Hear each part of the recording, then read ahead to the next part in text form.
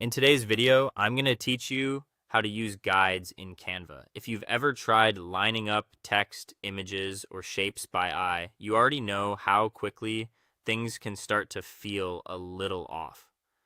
A design might look centered at first, but once you add more elements, the spacing can become uneven.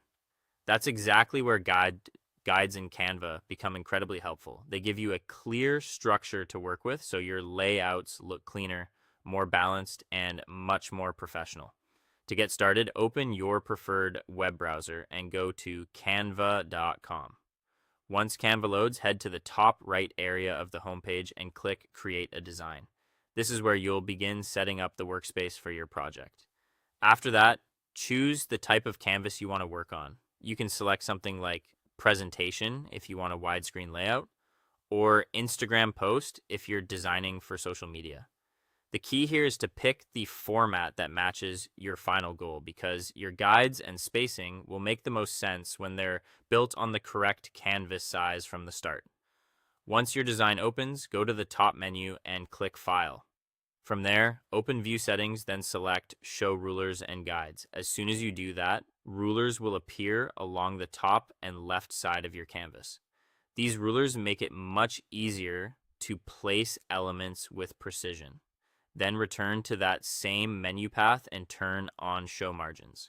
Margins help define a safe area so your content doesn't sit too close to the edges. Now you're ready to create custom guides. To add a vertical guide, click and hold on the ruler along the left side, drag your cursor onto the canvas, and release where you want the guide to appear. To create a horizontal guide, do the same thing from the top ruler and drag downward. This is especially useful when you want specific alignment points for titles, images, or content blocks. If you want a more advanced layout, go back to File, then View Settings, and click Add Guides. A settings window will appear, giving you options for built-in guide layouts such as multiple columns or a simple grid. You can also adjust spacing to better fit your design.